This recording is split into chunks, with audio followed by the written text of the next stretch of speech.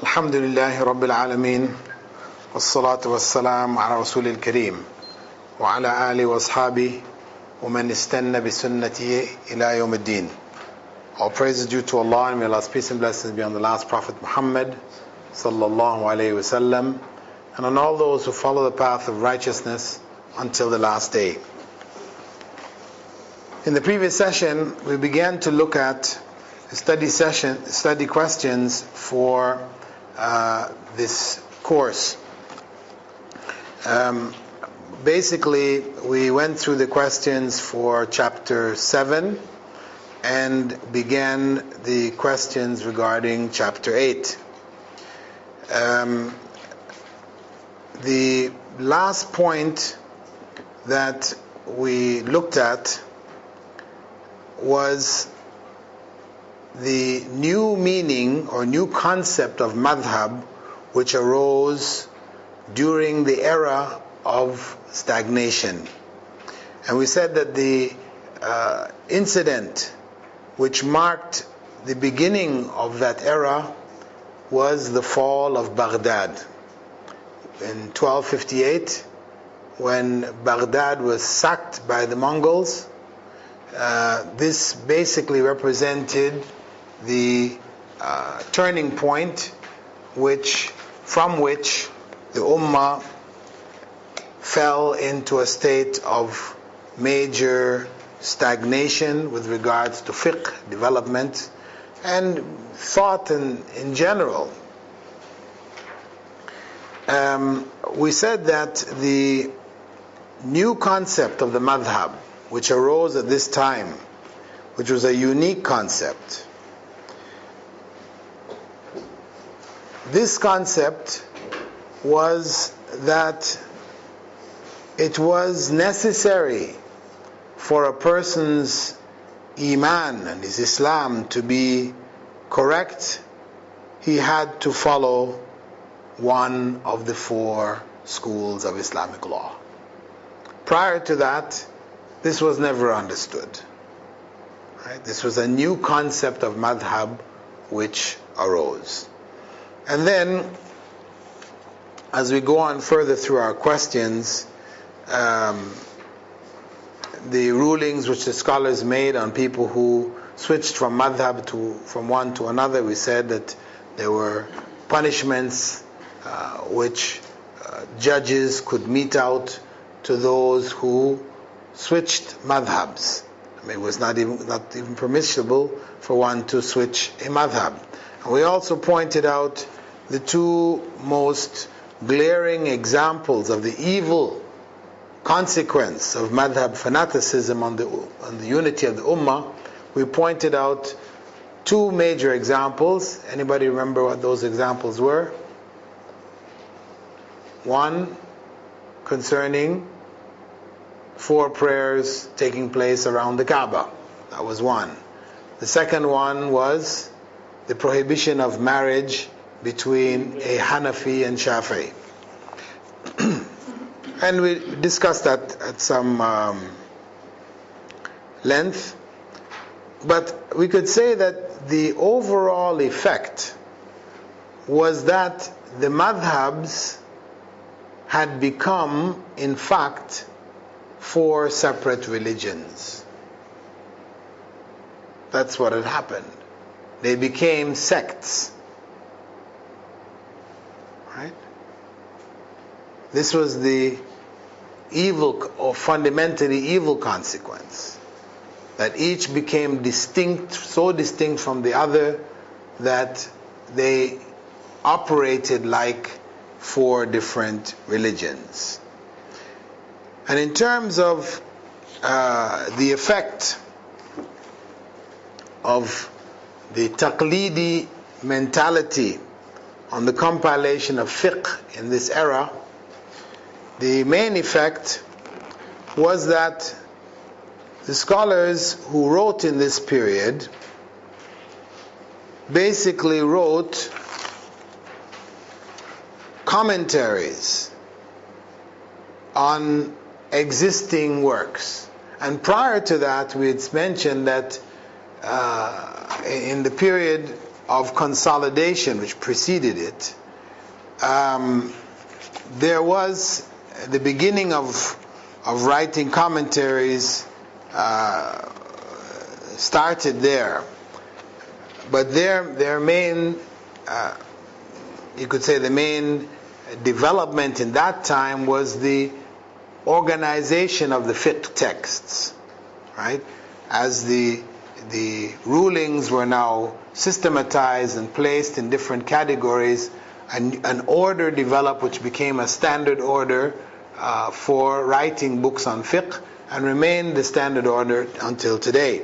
What happened in the period of stagnation, decline, is that new books were not being written. In consolidation, new books were still written. Commentaries were being written, but there were still new books being written. And this new style, this new approach. Whereas in the period of stagnation and decline, what you find now is that the work of the scholars of that time was mainly that of writing commentaries and basically editing the earlier works, and an effort was made also to shorten and abridge those earlier works because of the fact that fiqh had lost its vitality and its vibrancy. Then students were not that keen to study. The number of people in getting engaged and involved in the study of fiqh became less. So as a means to make the study of fiqh easier, then the scholars began to abridge earlier works. After writing commentaries, then they began to abridge the earlier works, meaning shortening them, condensing them, making them easier to learn. And then that condensation process, became more and more active, to the point where many of the fields of study were put to rhyme. They were put into poem format. So you had during this period books like the Alfiyat al-Iraqi. It's 1,000 lines of poetry in which all of the you could say basic principles of hadith science were recorded in rhyming from verse to verse. Similarly, you had Alfiyat ibn Malik, in which all of the 1,000 lines of poetry, all of the rules of Arabic grammar and syntax were written up in poetic format, right, as a poem, and so on and so forth. All the various sciences, they wrote poems for summarizing the various principles of the various Islamic sciences. So of course, in the process of condensing and abridging to this point where one writes in the form of poetry, in order to get things to rhyme, the poets or the scholars who were scholar poets would use sometimes obscure Arabic terms of the past or strange Arabic constructions, or putting the text in, you could say, using poetic license in developing the text. So while the text rhymed very nicely, the end result for the students became a riddle. You couldn't now figure out what in the world were these lines of poetry saying. So after that, then, the next generation of scholars, they began to write explanations of these lines of poetry. right?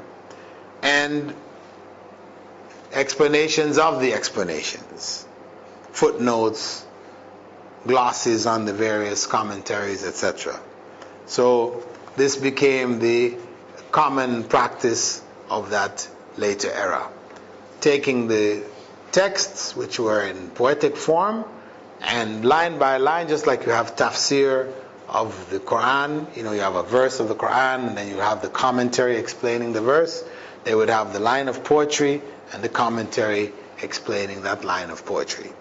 Actually, it had its benefits in the sense that a person who studies the commentary along with it, the explanation, it was an easy reference point for students of knowledge and scholars.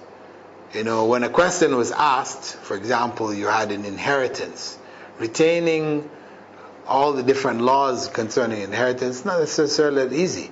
But if now you've memorized it in lines of poetry, which you have studied, and you understood how to explain these lines, then it became a quick reference for you.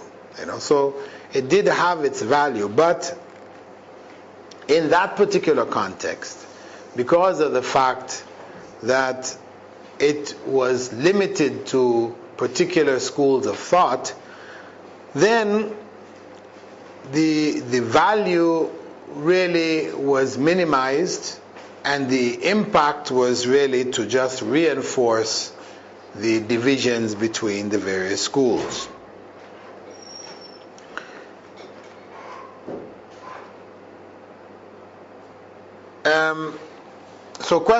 We have question number 17 in our list of study questions.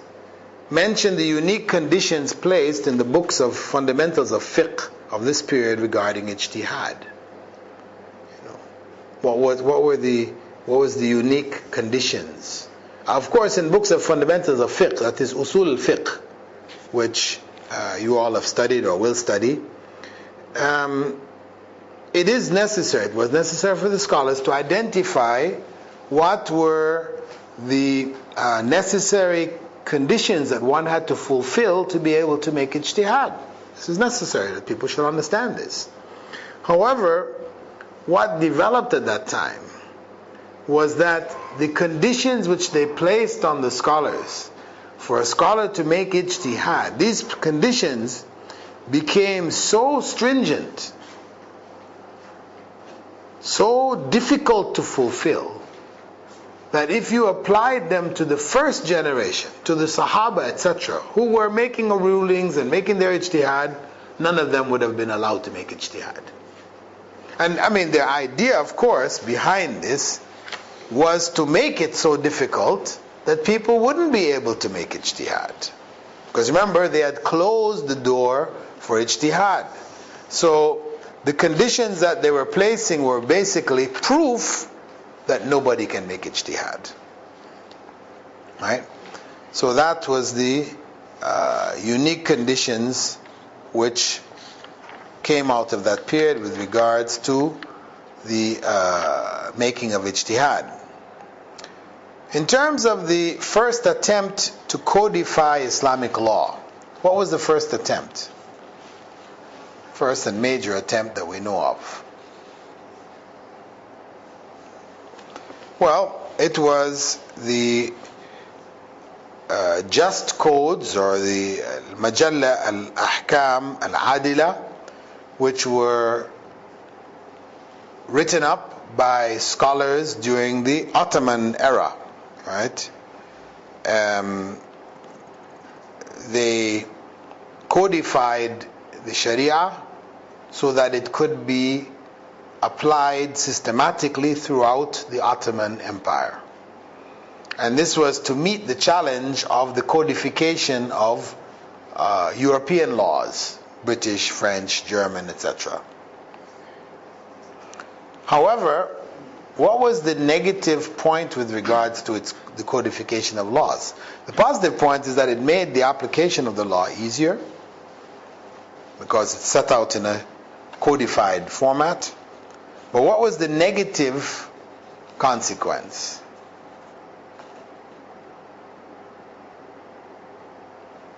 Well, the negative consequence was that the scholars who were chosen by the Hanafi Ottoman rulers were all from the Hanafi school of thought.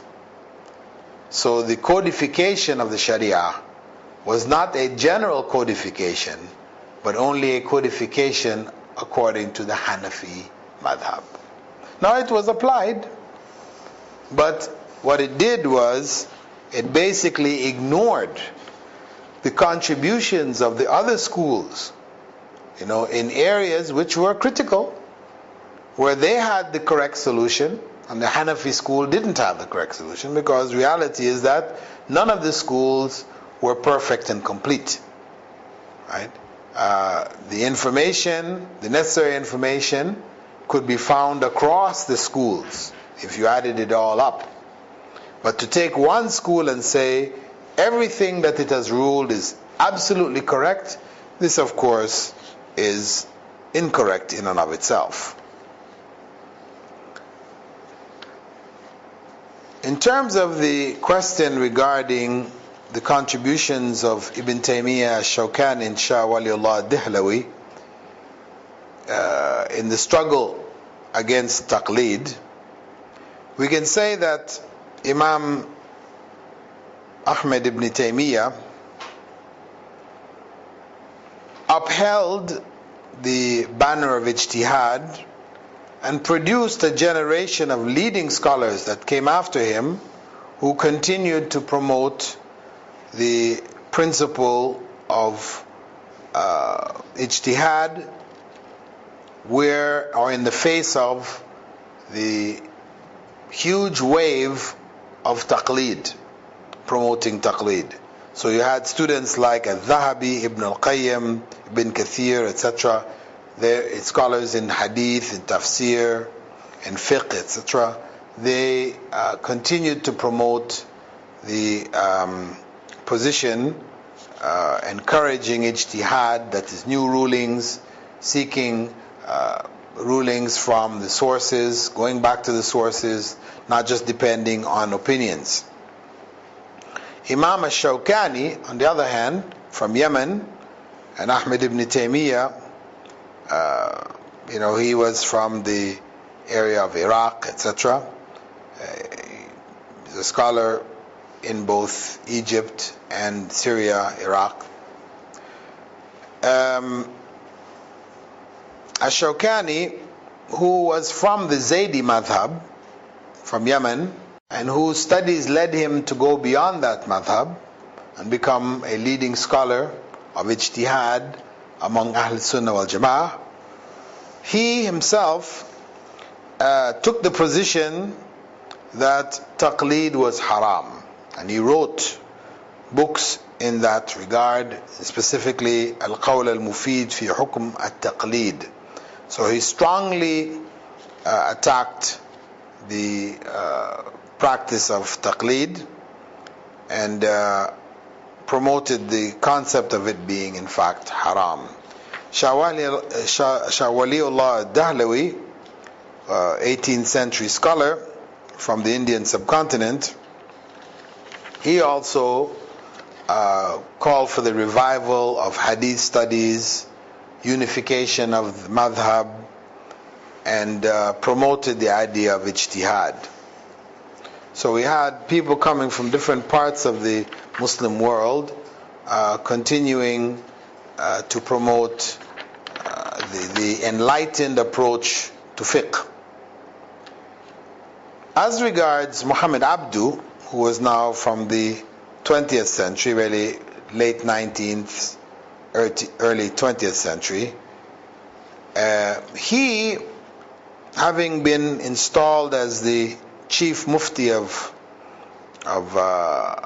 Egypt, as well as the head of Al-Azhar, he also promoted the revival of ijtihad and opposed taqleed. However, he was affected by Western civilization's technological advances, and it led him to an extreme form of modernism, wherein he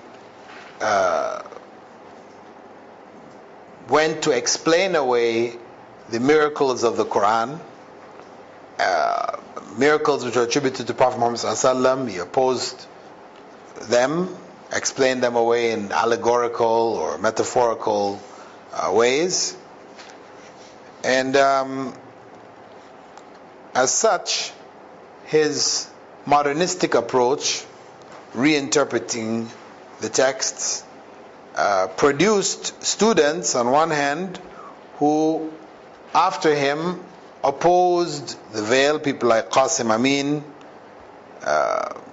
led demonstrations burning the veil in Egypt, which later spread throughout the Muslim world. And however, he did have a leading student, Muhammad Rashid Rida, who continued his approach to attacking taqleed and promoting ijtihad, while avoiding the excesses of his teacher and mentor, Muhammad Abdu. In fact, he pointed out his errors in that regard.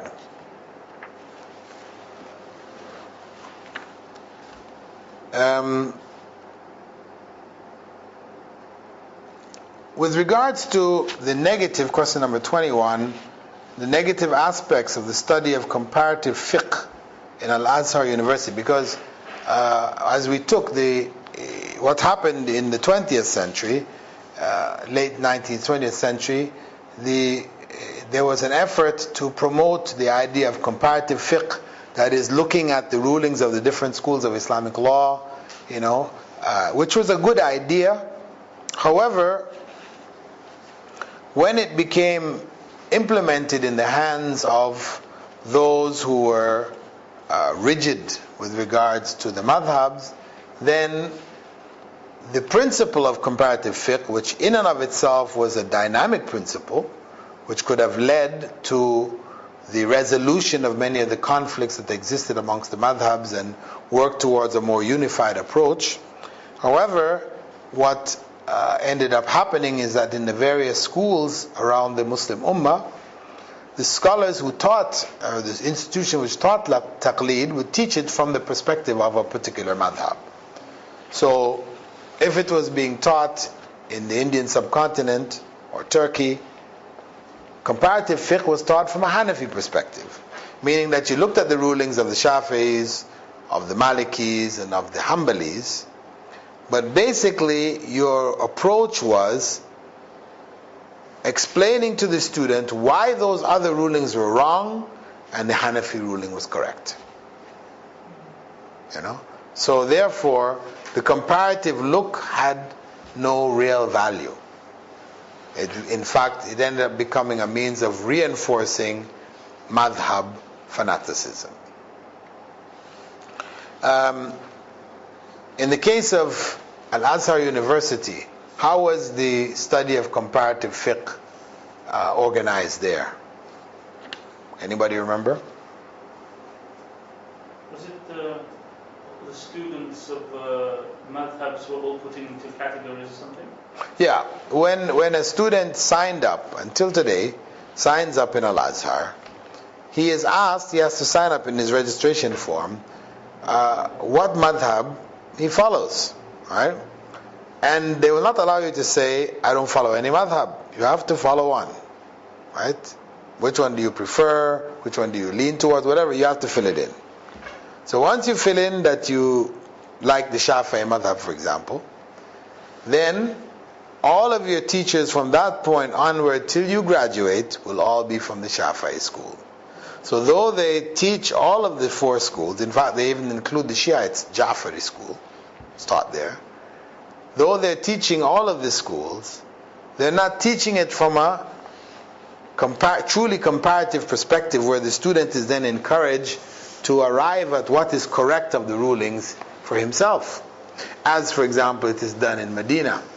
In Medina, in the college, in the university, then when one studies in fiqh, etc., the teacher will give the different opinions, the different rulings of the different schools. And it's left up to the student to choose. Maybe the teacher will explain why he favors one opinion over another, but it's ultimately the student is not required to choose one. So if on a given issue the teacher asks, what is the ruling on such and such an issue, the student will then explain the rulings of the different scholars on it and the ruling that he favors and why he favors it. And that's what's required of him, to be able to bring the proofs for the position that he takes. Not that he must take the position of his teacher, the teacher of the class, or the position of a particular madhab that he belongs to or was trained in, but that he provides proofs for whatever position he takes. That's how it's done in Medina University, right? However, in Al-Azhar, the student, he signed up as a Shafi'i, then all of his teachers are Shafi'is, and he studies comparative fiqh, but all of it from the perspective of the Shafi'i school. Reinforcing, in other words, the divisions among the ummah, and the madhab fanaticism is being promoted there through that approach.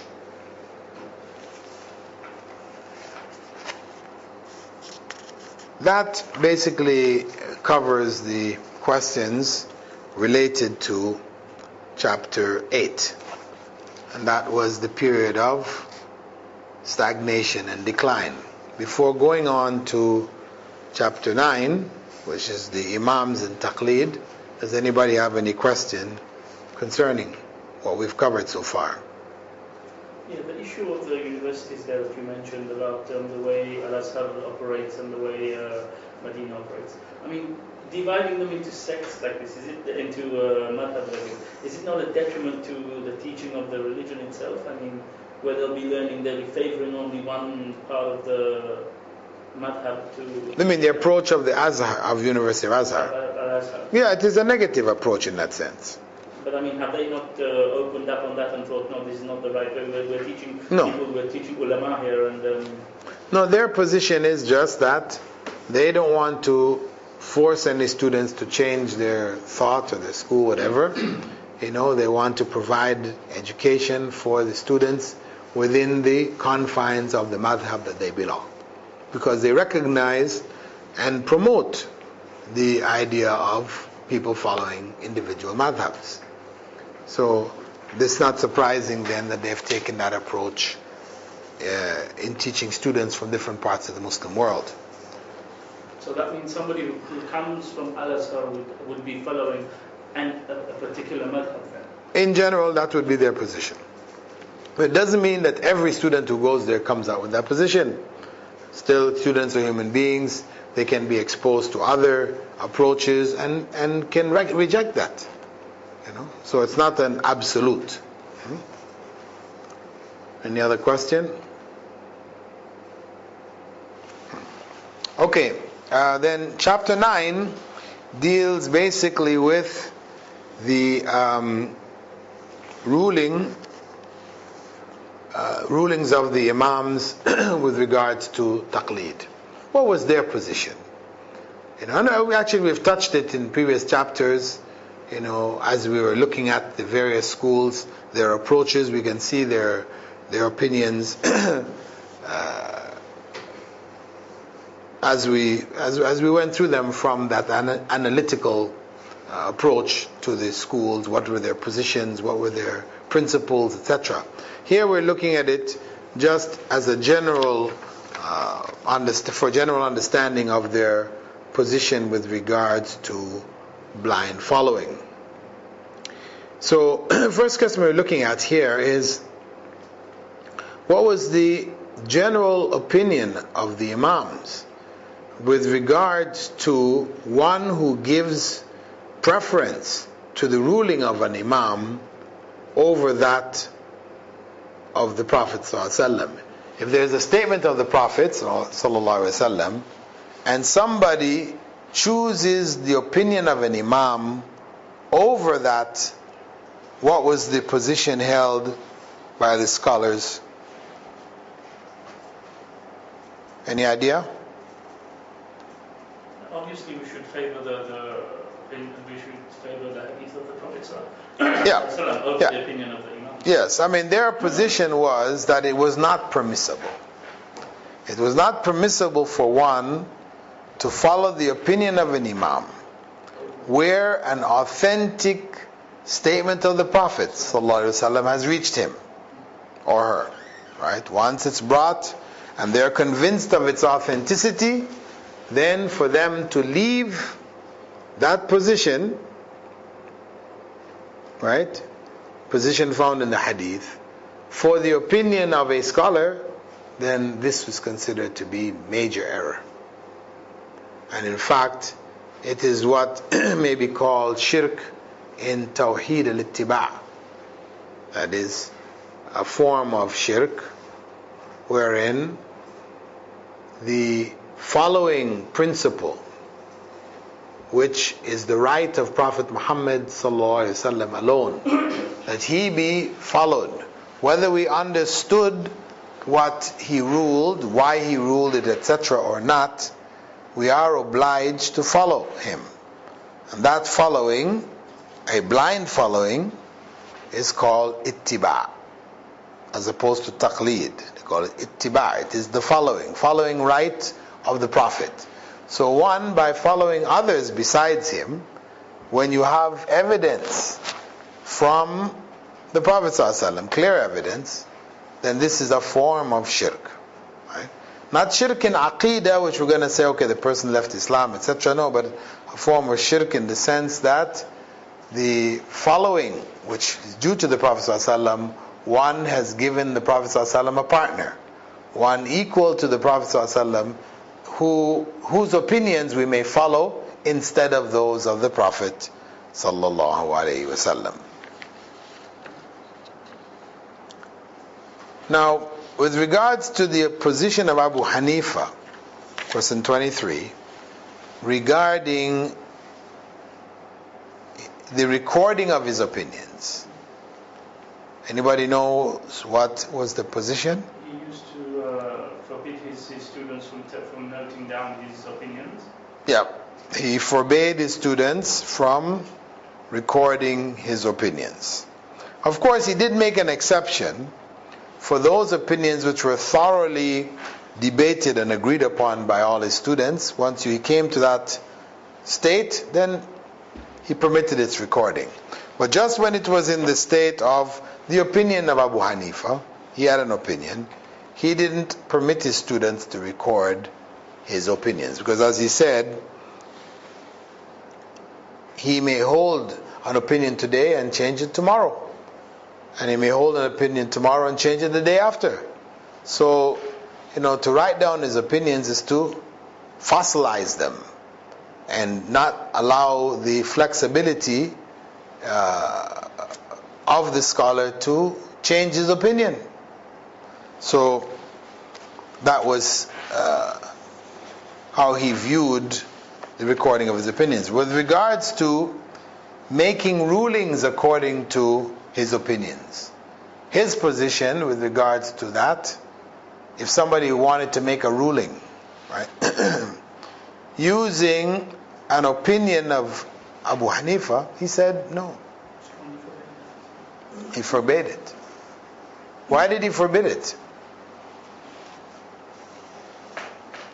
Or and what was the condition for him forbidding it? Because he might change his ruling, he might change his opinion, and next time he might change his No, it wasn't about the changing of his opinion. The condition that he set was that for one to make a ruling based on his ruling, one should understand the process by which he arrived at that ruling.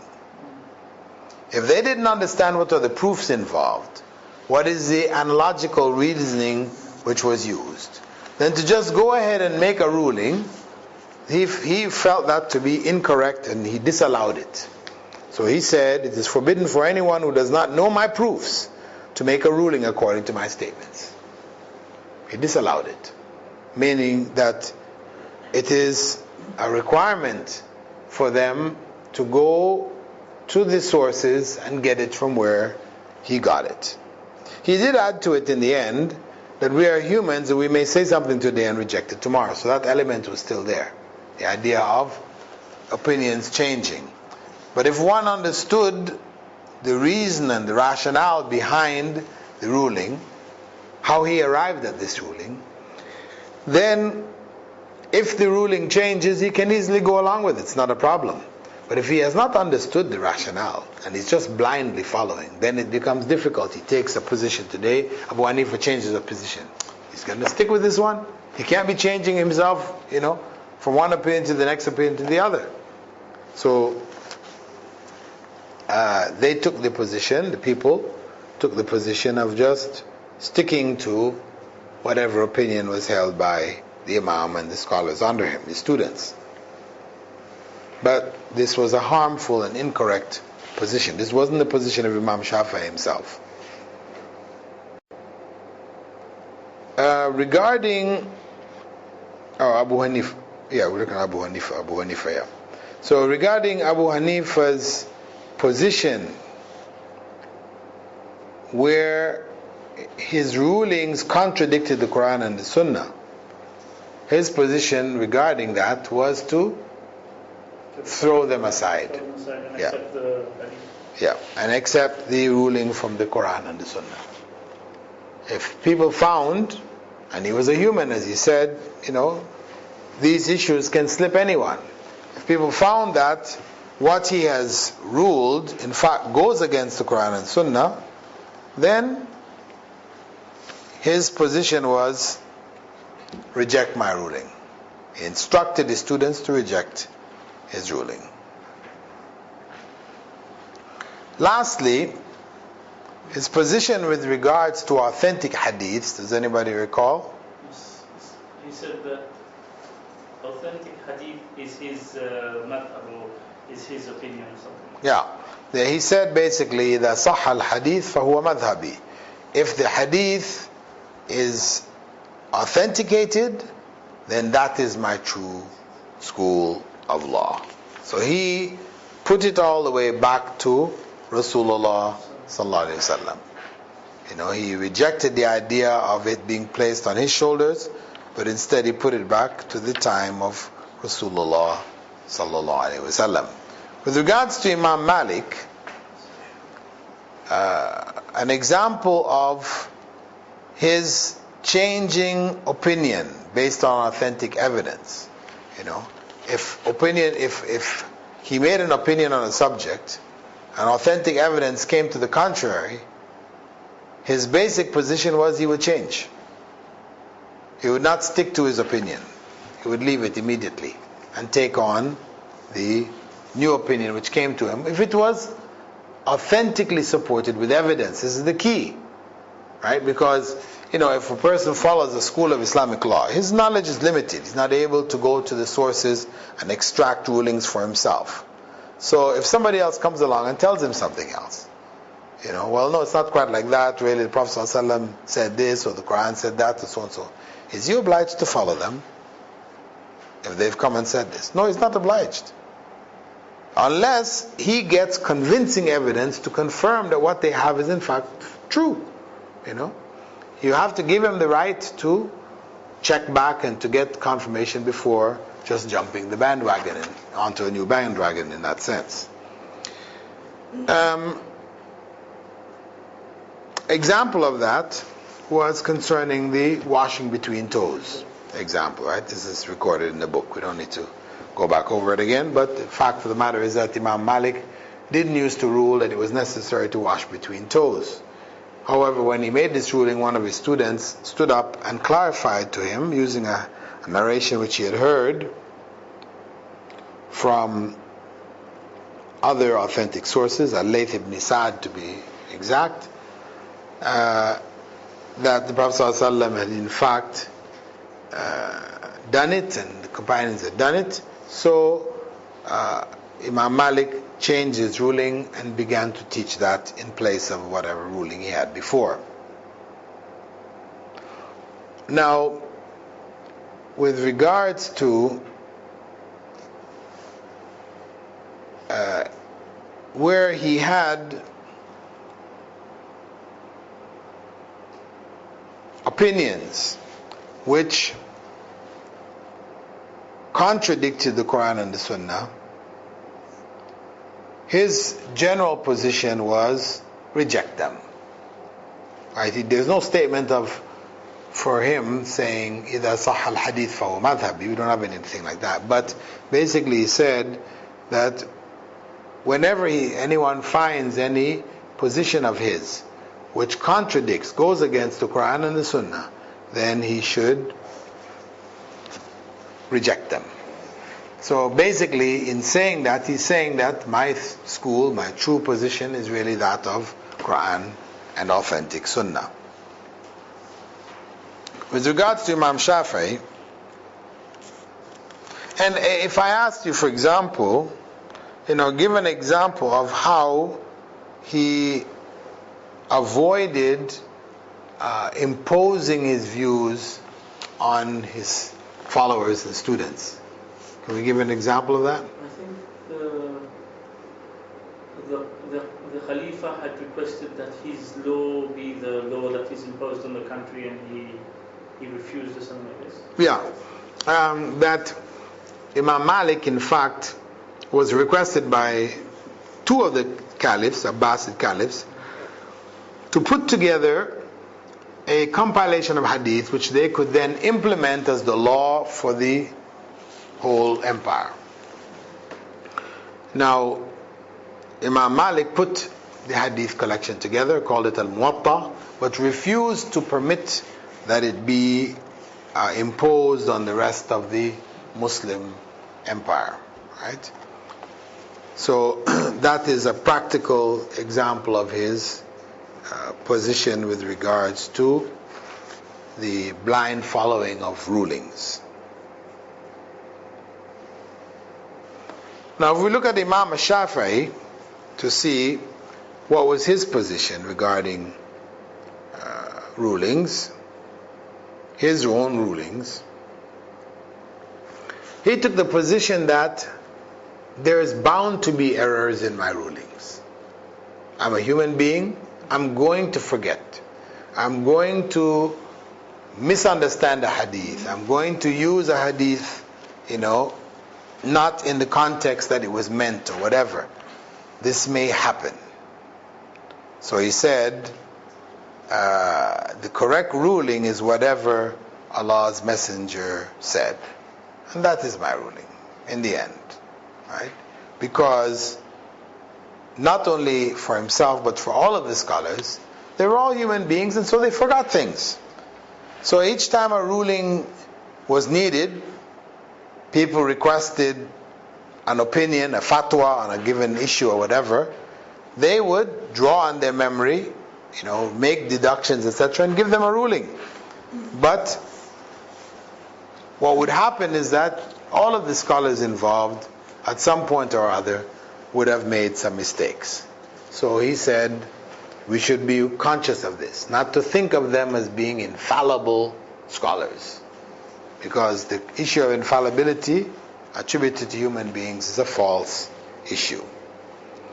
Regarding one who comes across an authentic sunnah or authentic hadith, regarding such a person, the position of Imam Shafi'i was that it is obligatory that one, in such a case, that one follow the authentic sunnah. And with regards to hadiths in general, his position was that exactly the same as Abu Hanifa. He's quoted as making the same quote. If the hadith turns out to be authentic, then that is my true madhab. The last of the big scholars of the past, the grand scholars of the past, Ahmad ibn Hanbal, and we could use these imams themselves as examples of how the madhab changed. But for now, if we look at Imam Ahmad, compiler of the biggest collection of hadith known as Musnad Ahmad, his position regarding his own opinions was absolute. Don't write down my opinions at all. at all. No conditions, no permissions given. Secondly, regarding the blind following of his rulings, the position which he held was that his rulings, like the rulings of Imam Malik and Ahmed ibn Hanbal and Shafi'i, Awza'i and the others, were rulings which one may take or reject. Right? You take from them what you might feel is correct and reject what you don't. But even more importantly, it's better to take your rulings from the same sources from which they took theirs. So go back to the foundations that they used, look at the evidence they brought, and look at other evidence available, and draw your own conclusions. That was his general preference. As regards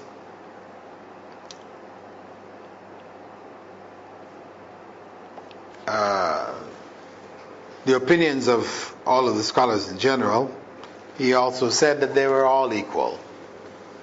And the real criterion for right and wrong among them was in the hadiths. Then of course he was also recorded as saying, إِذَا صَحَّ الْحَدِيث فَهُوَ مَذْهَبِي. He openly stated that his madhab was the authentic hadiths.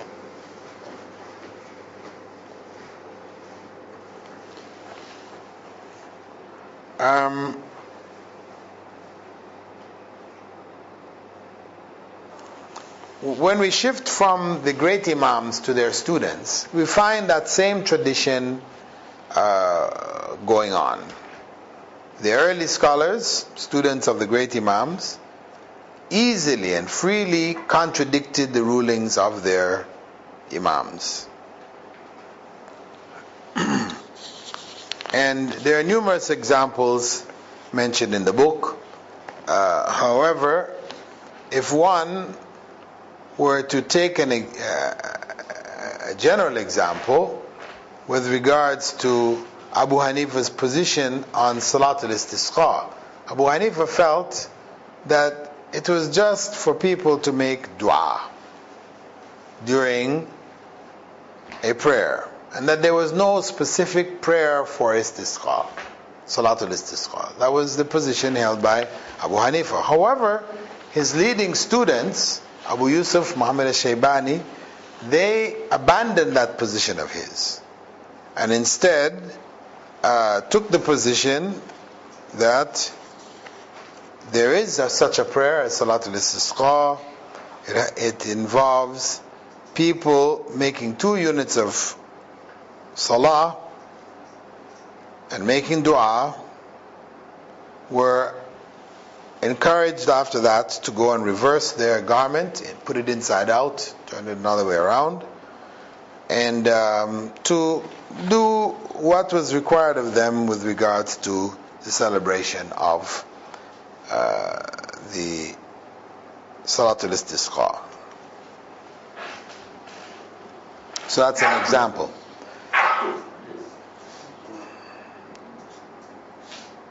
Another example of scholars contradicting the way of the madhab is that of the Hanafi scholar Isam al-Balakhi, who was actually a student of Abu Yusuf and Muhammad al-Shaybani.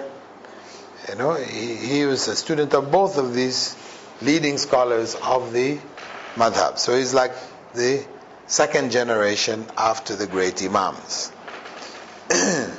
With regards to raising hands in salah, takbir, well, he took the position that it's preferable to be done. So he used to raise his hands in takbir, though he was from the Hanafi school and is considered, a righteous Hanafi scholars.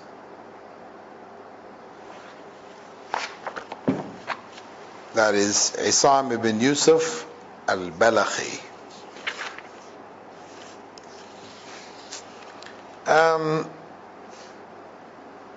if somebody were to ask, what is the difference between the term taqleed and ittiba'? How would one identify the differences in the two terms?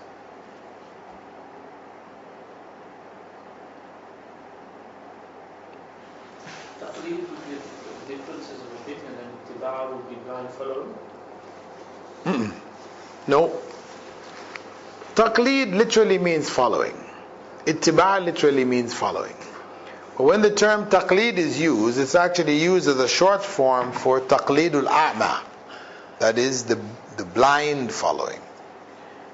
Whereas ittiba' is an enlightened following. So these are the terminologies used to distinguish between those who are following blindly and those who are following scholars while trying to find further information, hearing scholars from other schools or whatever.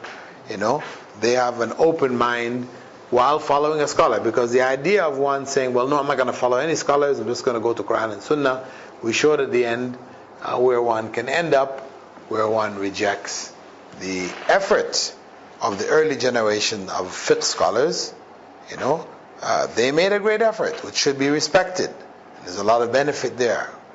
But it's just that we don't need to get, drowned in those opinions, but we should be free to be able to listen to the rulings of other scholars from the various different areas of Islamic disciplines, fiqh, in the different areas of fiqh, whether it be usul al-fiqh itself, or whether it be the various categories of fiqh.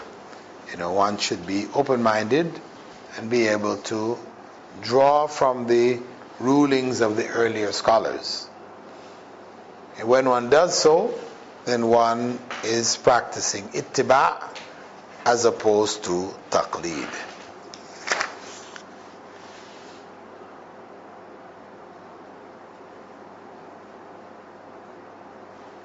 Well, actually this covers as far as we're going to go today with regards to the study questions.